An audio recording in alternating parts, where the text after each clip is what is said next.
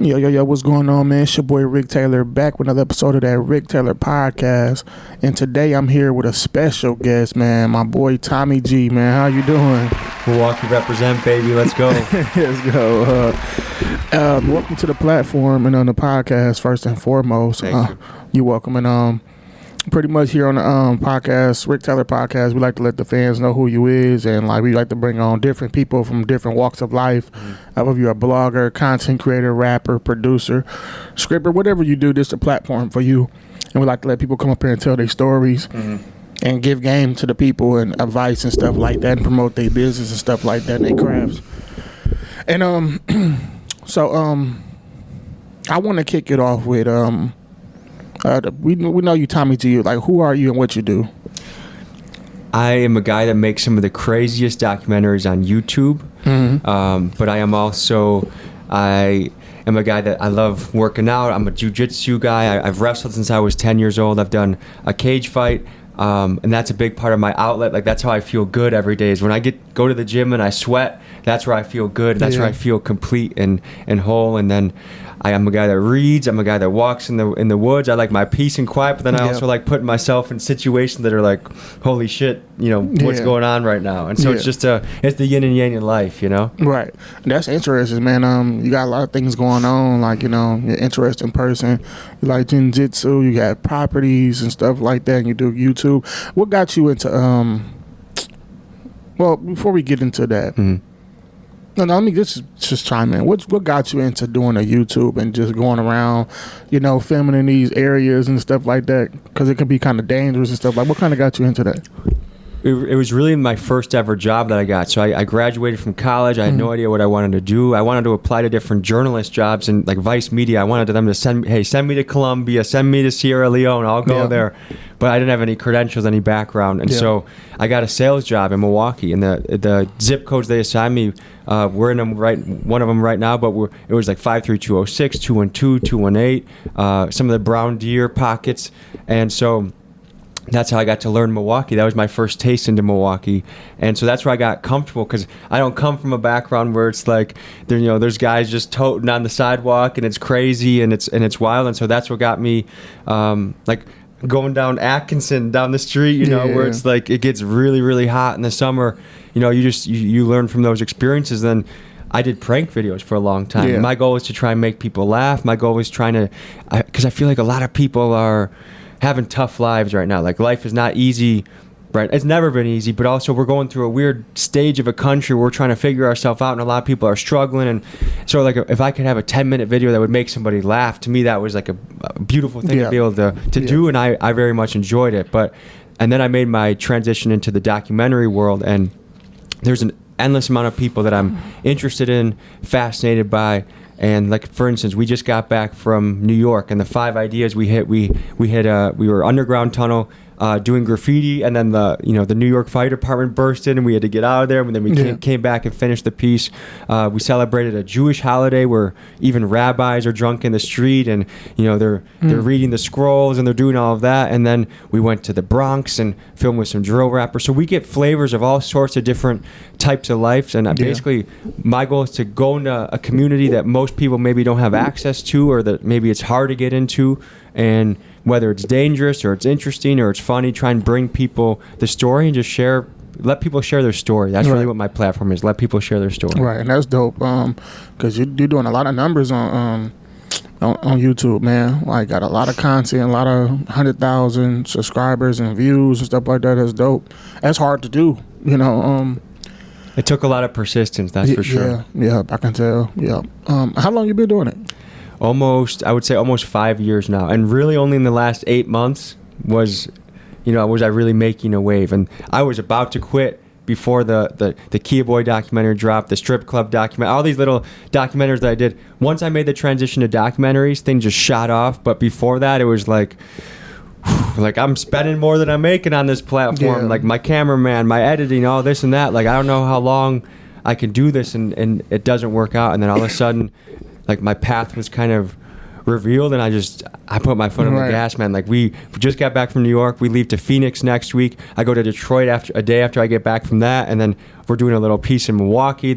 So we're just bouncing around, man. And this opportunity doesn't come often in a lifetime. You're lucky if it even comes once. So I'm taking full advantage and hustling, and my team is in position, and we're excited and ready. Right, man, that's crazy. I know you, because you go around a lot and you see a lot of different things, a lot of like different communities and different people like from different walks of life and different occupations.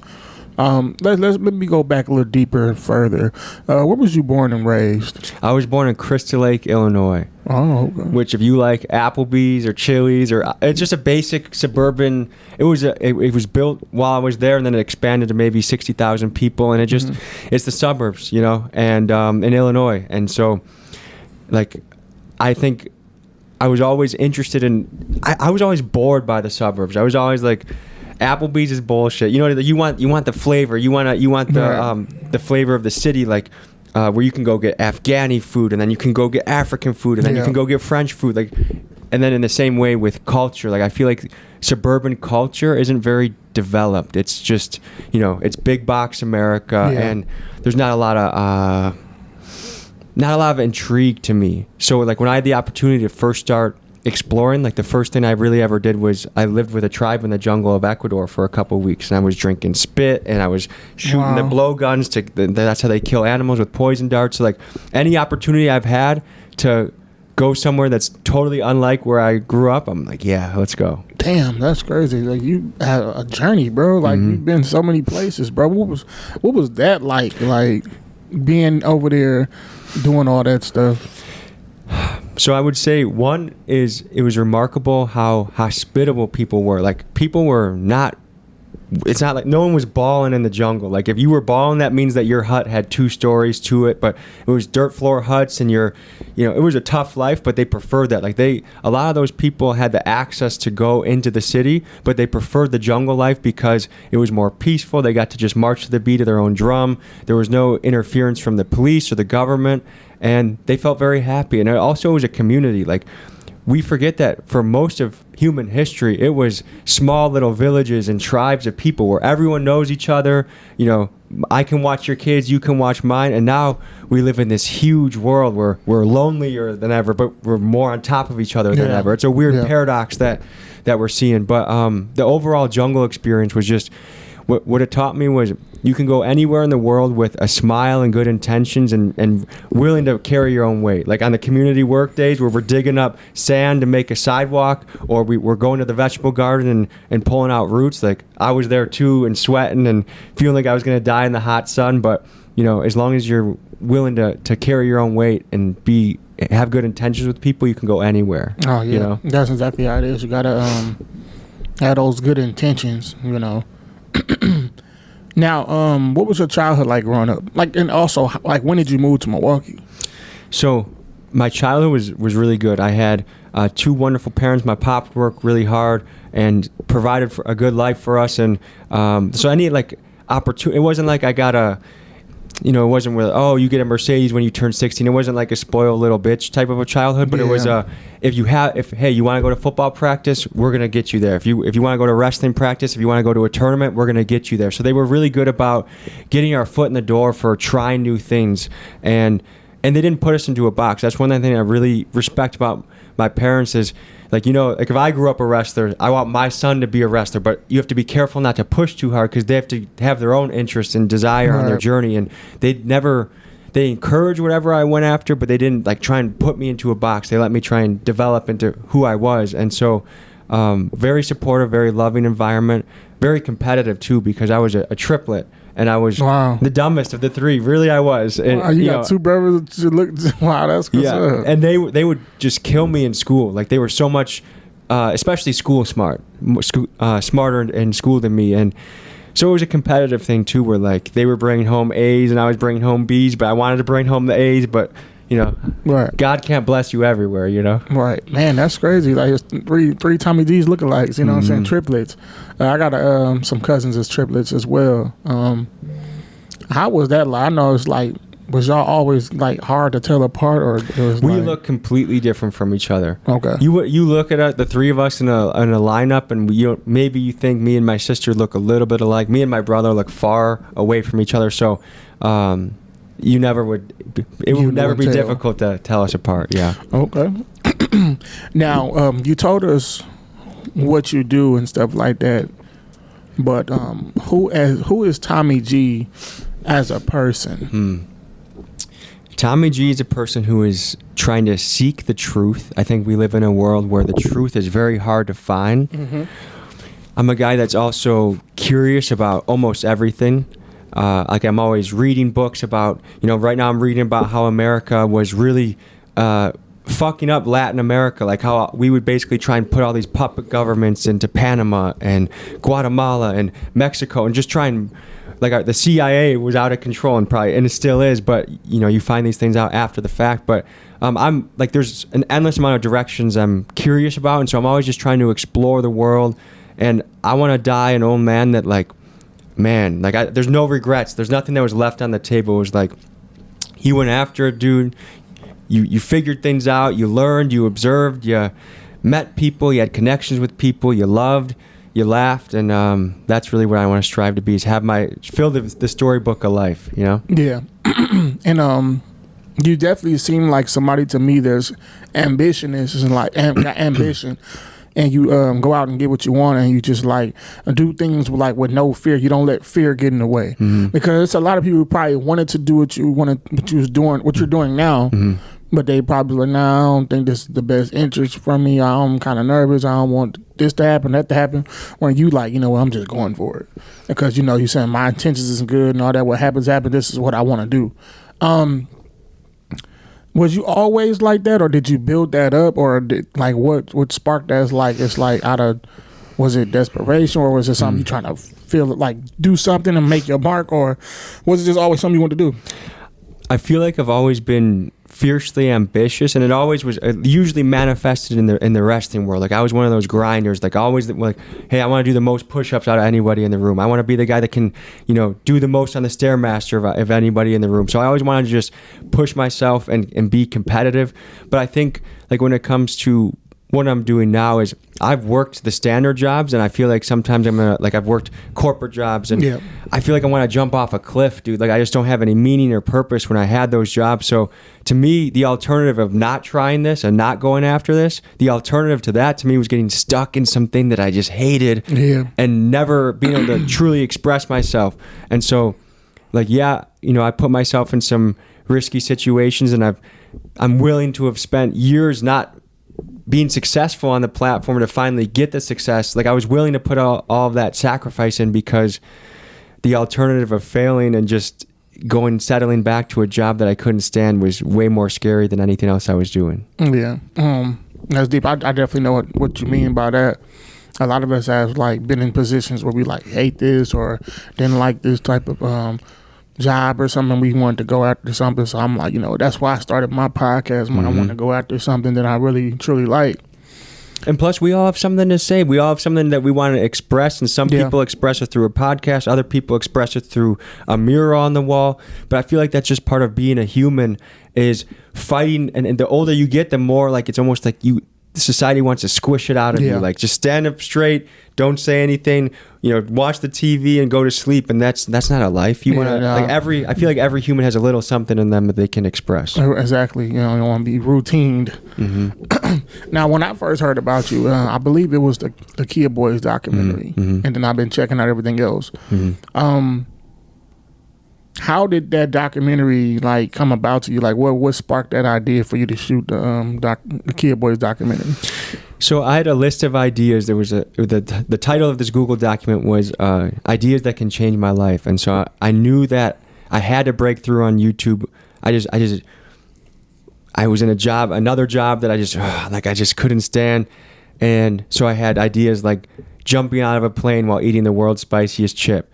Interviewing the Kia Boys. Like it was stuff in a few different directions, but it just so happened that one of the ideas on the list too was first time going to a strip club, and I documented that video, and that was a fun experience. And another shout out to my wife for letting me do that video. You know, she looked at when I showed her the footage of me in the club. She's like, she just laughed at me. She's like, you had no idea what you were doing in there. I was like, yeah, you know. But one of the guys I interviewed in that strip club video DM'd me and said, hey man, I love talking to you. Let's do another video together. And I shot him 4 ideas I was working on.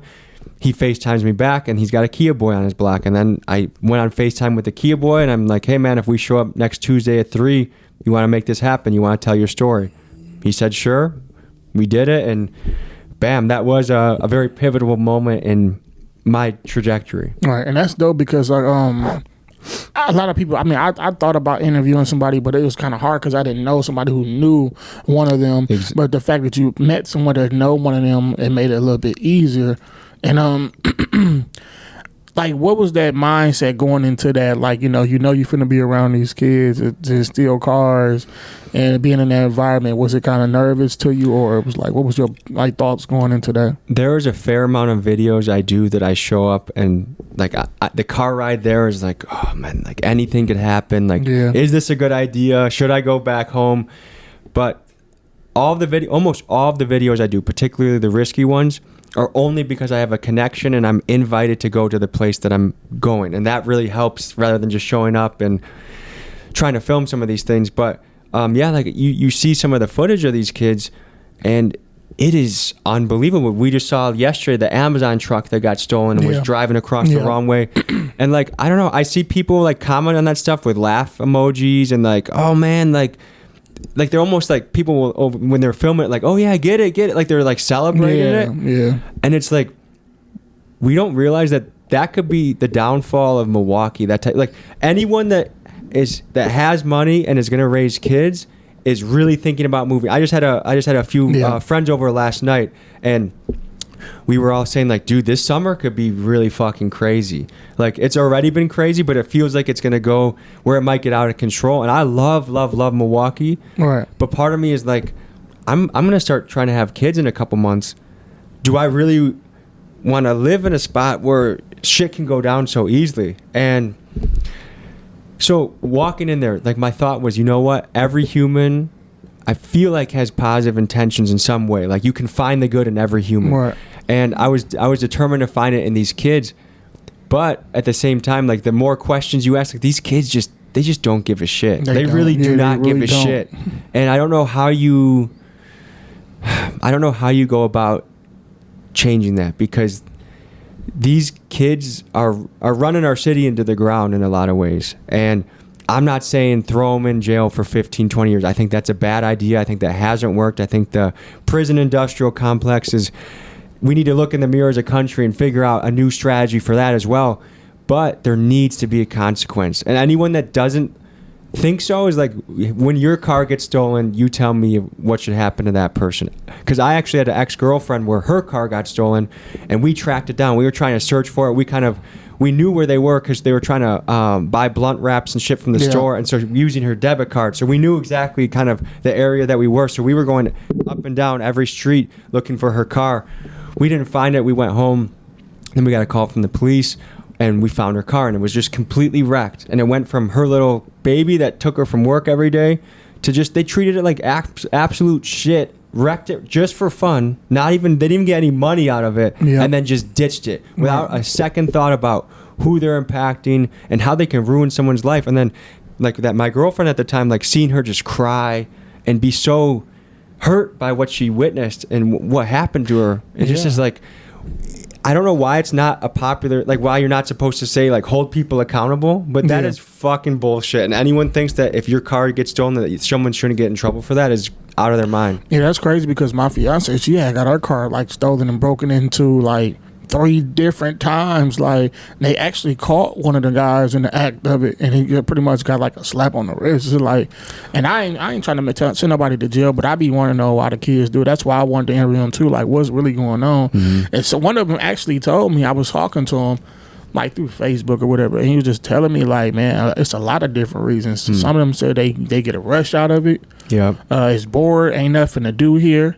Some of them said they got families to feed. I guess they steal cars and bust their little moves and stuff and make money, and just like, I think that's main those three. Really. I think a lot of them do it to distract themselves from the shitty situation that they're in. Like, I had a Kia boy from Texas message me. He's like, man, really when it started is, my grandma was in hospice. There was nurses in and out of the house. So I just hopped off the porch and I started just doing something to get my mind off of it. And part of me can really sympathize with that. Like, I think, right. Like, and especially if you're a kid growing up in a place where you're seeing a lot of just sad situations. You're seeing people be shot. You're seeing domestic abuse. You're seeing just all these really things that a kid realistically in a perfect world they shouldn't be seeing. Like, I can see why you want to distract yourself, because that is a thrill. It's almost like skydiving, but it's a criminal activity. Like, right. I get why kids do it. Like, I would imagine the rush of doing that would be unbelievable. Like, if I would just like to not get in trouble for robbing a bank, and I could just experience what it's like to go in there, hey, everyone get down, and I'm carrying the cash. Like, I'm sure that would be the most incredible rush, but we have to figure out a way to redirect that into a positive outlet. Right, that's a fact. And I used to be one of them people that be looking down. I'm not saying I don't look down on that now. I still do, but it's like, you be quick to be judgmental. But then you start realizing when some of them start telling you their stories or telling you their stories, you start finding out it's like, damn, I can't say nothing about it, because like, I can't tell somebody how to put their energy. You can't really give nobody an outlet. I mean, tell them what to do if you don't got nothing to change for them to do or something for them to do. But it's sad hearing them stories like, man, we ain't got nothing, or like you just said, they trying to get his mind off his grandma being in a hospice. It's like a cry out for help. Yeah, really. That's exactly what it is. And I think even if the crime itself makes you really mad, I think we still need to be able to look at that kid as a person and think like, man, like, okay, like once you hear a story, oh man, like this happened when I was 9 years old, this happened when I was 12, and then it's like, oh, well, no shit. Like, I was just reading the biography of Iceberg Slim, the famous pimp, and like the opening paragraph is he's a 3-year-old boy, and his mom's friend is basically molesting him, like using the 3-year-old boy's head in between her legs to get herself off. And I just, after that first paragraph, I'm like, well, no shit, this guy's a pimp. Like, so you do have to realize that these are still kids, but also we have to find out a way to hold them accountable and redirect. And that's like the $1 million question if you're mayor of the city is, how do you go about doing that? All right, because you don't want to give no kid like a lot of time. Like they... your mind, they still kids, bro. Like, they mind really ain't even developed all the way yet, you know what I'm saying, to make these decisions. But it is, they do got to understand it is consequence to your actions. But I don't know, like I said, I guess they can start by bringing more stuff here or more events and stuff like they used to have, but who knows, man? I mean, I think it also, there's a few different factors. I think there's financial opportunities. I think there's stability in neighborhoods. I think there's like mindset, like because our mind is our individual culture, and then like it spreads to your family, and then to your neighborhood, and then to the city, to the state, to the nation. And so there's different layers of culture in there. But I think you have to have an individual culture that, hey, I want to change. I want to bring the world something better. I want to leave the world a little bit better than when I came into it. And I think that's hard for a 15-year-old boy who's really having a tough life to think about. But I think like what I would do if I was mayor, I would do a few things. One, I would recruit manufacturing companies back into the north side. We used to be booming. There was a big middle class here. People were doing really well. And then that all went overseas so we could save a few bucks an hour. We send it to Mexico. We send it to China, wherever it goes. Bring back American manufacturing and give people really good jobs so that they can buy their own homes. And then that builds stability in the neighborhood, because if you have your own home, you're not going to be moving every couple of years, and there's not a shuffling of the deck that's happening. The other thing I would do is recruit like top-notch, almost like you're recruiting for a baseball team or an NBA team. I would recruit top-notch police officers. You hold them to a really high standard, but these are also elite guys that when the craziest of the crazy shit is happening, hey, they're gonna take care of it. But on the flip side, I would rejuvenate the justice system a little bit too, where time is not, I don't think, like, hey, send you away for 15 years. Okay, I don't know if that's really going to fix anything. I think you have to do a carrot or the stick approach. This guy, it's his fifth time robbing a car, and I was just talking to a homicide detective yesterday that's a jiu-jitsu guy that was at practice, and he's like, I'm telling you, this kid can walk in after the 5th time stealing a car, and he's out before the paperwork is even processed. Like, they do not give a shit because there's no punishment. So I think you say, hey, look, there's one path, like, you get, let's say the path is 2 years, or the other path is, okay, we're going to put you on trash cleanup, and then we're going to also take you to different classes. It's going to be financial literacy classes. It's going to be anger management classes. It's going to be diet and nutrition classes, like stuff that helps you become a well-balanced human being, and then push them in the direction of taking the ownership of their life approach. That might be naive. It might be a pipe dream, but to me, that would be something that would be worth experimenting with. Yeah, I agree. Okay, now I got 2 more questions for you about the Kid Boy stuff. It was an artist. I think somebody you said you met before to spark up the idea of doing a documentary. I was at a random video shoot and we was talking about it, and I guess they were supposed to get their music played in the documentary. Oh my gosh! But they didn't get their music played in the documentary. So I know who you're talking about. One, he popped up. He asked me to put a song in.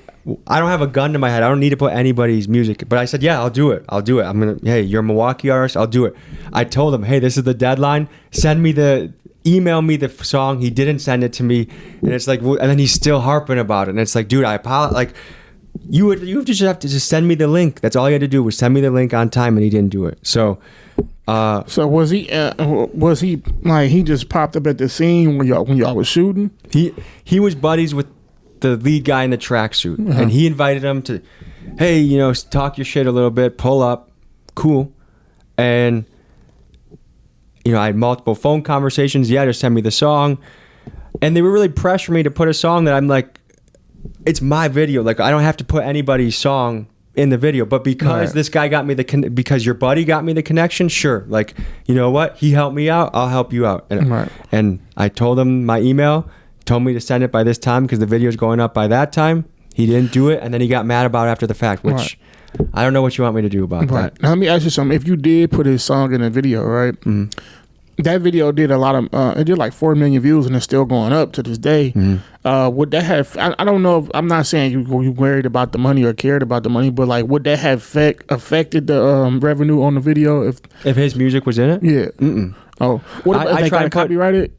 It depends on the artist. Like, there's an artist out of San Antonio, Texas, that Izzy93, and I've been putting his music in almost all my videos. Anyone that has uncopyrighted music that bumps, I try and put in my video, and I'm happy to try. Like, that's what I try and do with a lot of these. Like, when I do like the gangster rap videos, like Certified Trapper, the San Antonio, Texas, Little Cricks in Fort Lauderdale. My goal is to promote their music. My goal is to make, like, I want these guys to take off too. So like, I wish it could have happened. Yeah. But I feel like you got to take the responsibility that all you have to do is send it to me, and you didn't. So like, I don't know how that's my fault. Yeah. Just a misunderstanding on that behalf.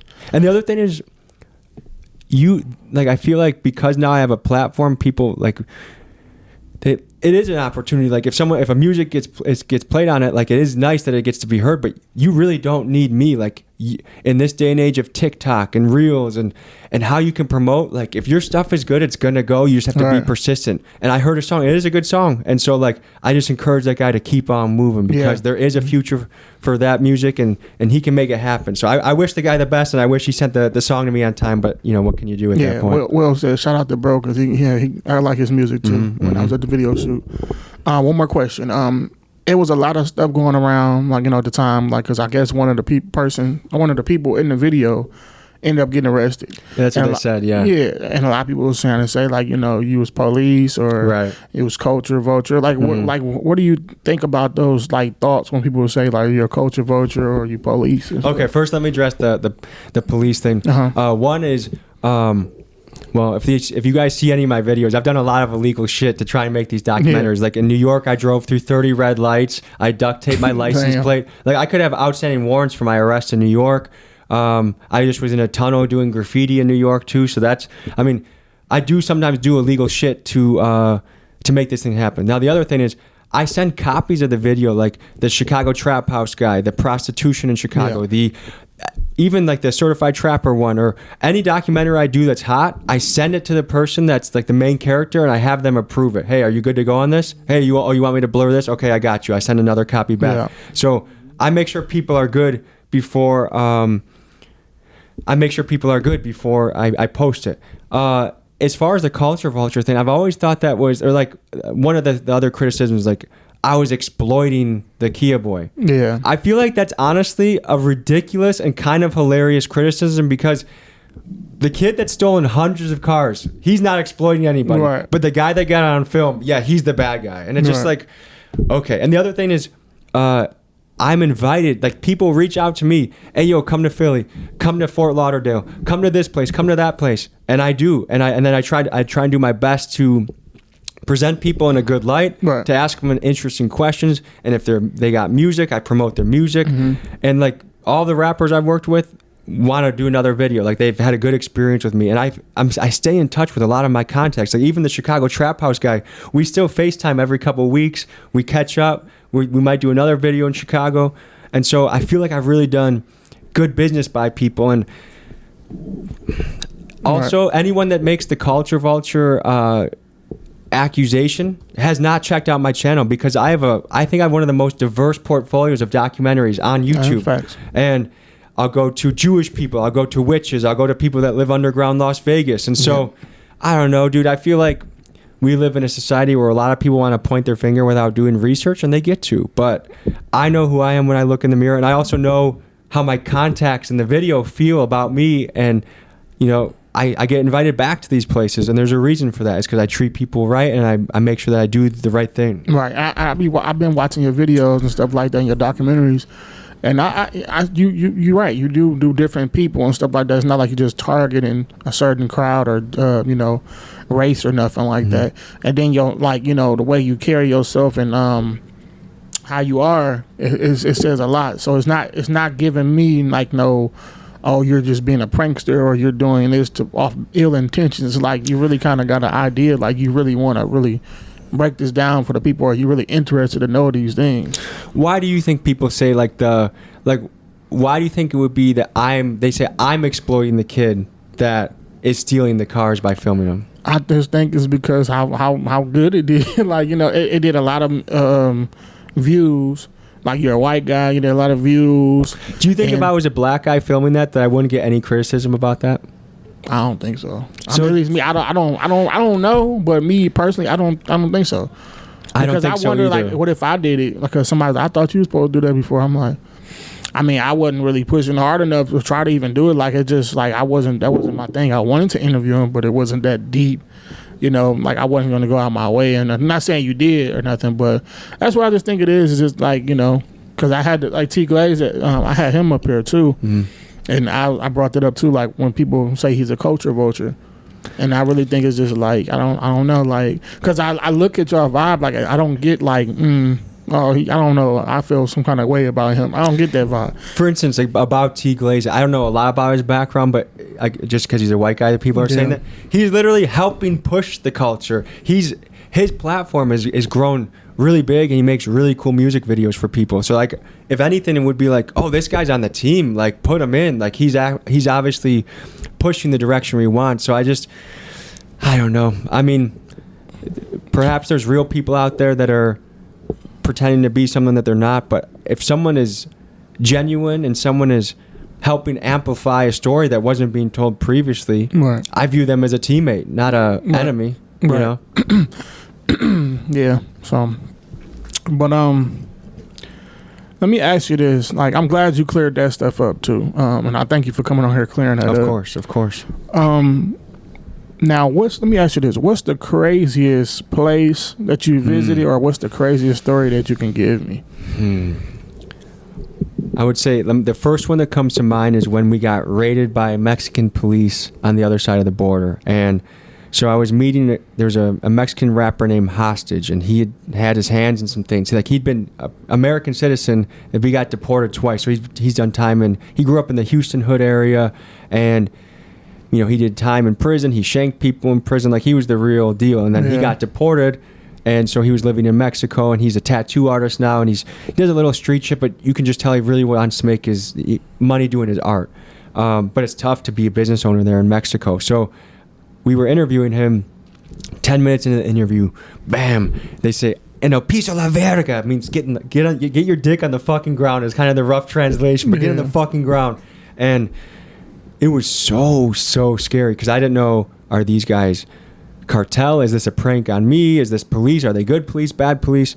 And to their credit, I think they treated us as well as it could have gone. Like, Mexican police are notorious for being the absolute dog shit out of you, robbing you, taking your shit. And that was another thing that was like just coming off of the George Floyd period, like asking guys in Mexico, what do you think about police brutality? That's been a big subject of conversation in our country. What do you think about it? And they started laughing in my face, like, yeah, you guys have some occasional stories here and there, but your police is pussy shit compared to our police situation. And it was just eye-opening experience to think like that the police a lot of times are in bed with the cartel, or the cartel tells them what to do, and that they can just take your shit at any moment. That was probably one of the scariest experiences. How did you get out of that? So they took the owner of the house upstairs. They punched him a few times. They searched the whole house. They ransacked it, and they saw that there were no drugs there, so there really wasn't anything to go off of. And then I tried I speak decent Spanish, so I was just explaining to them, hey, I'm an interviewer. I usually interview musicians. He's a rapper, and I usually do Americans, but this is my first one in Mexico, and sorry if we caused any trouble. And then they had us delete a couple clips of them coming in, and but then when they left, we were good to go. And then we got the security footage from the next door neighbor. A lot of people in the neighborhood came by and asked what happened. Are we okay? Because sometimes when the police come, like, someone disappears, or hostage was even telling a story where they've like, yep, you're going to take us to the ATM and you're going to take out this much money and just hand it to us, and then you can go. Like, that type of shit is not uncommon. That's movie stuff, man. Yeah. That's deep, man. By the grace of God, you got out of that, man. Happy to hear you got out of that. Now, there's a few more questions. No Jumper. What was it like being on No Jumper? And he reached out to you?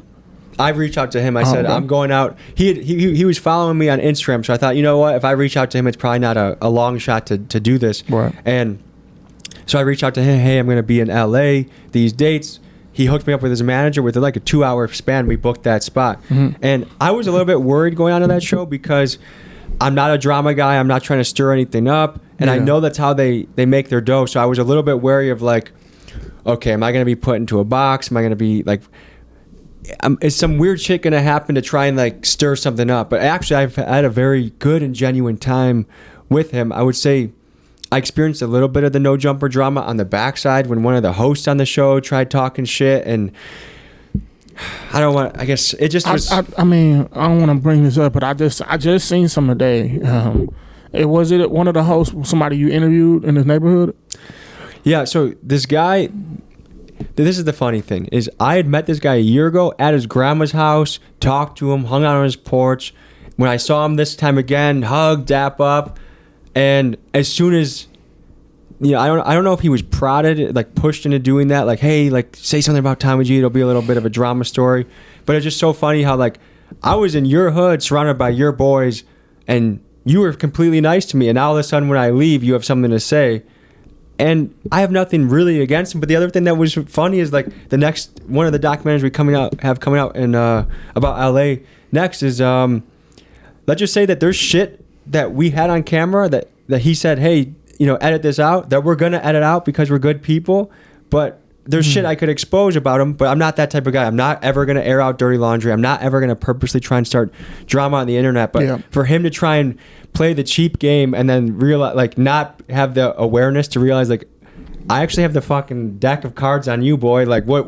And it was a weird experience. I don't know if it's the LA energy where people are just kind of like using each other for drama, but I'm not gonna envelop myself in that world. But long story short, I know I was rambling a little bit, but it did feel like a checkbox. Like, it felt like another like element of, okay, I think we're making it. Like, if we're on a platform like that, like, someone's taking notice, and it feels like we're moving in the right direction.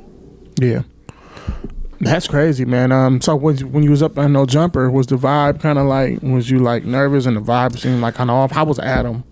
Adam was really friendly. The reason also is I spent the morning, I was at his house, I met his kid. I seen y'all working out and stuff? Well, yeah. So, and then I did a podcast with him in his house, and then, so I had a good amount of time to feel him out, and that helped a lot. I think if I didn't have that, I would have been a lot more nervous, but because I already got the feel for him. I felt really good going in that interview, and I felt like the questions he asked were really good. My mom watched that. She's like, wow, that guy did a really good job. So I was like, it went as well as it could have gone, and I didn't feel like there was any like trap sprung on me or anything weird, you know? Right.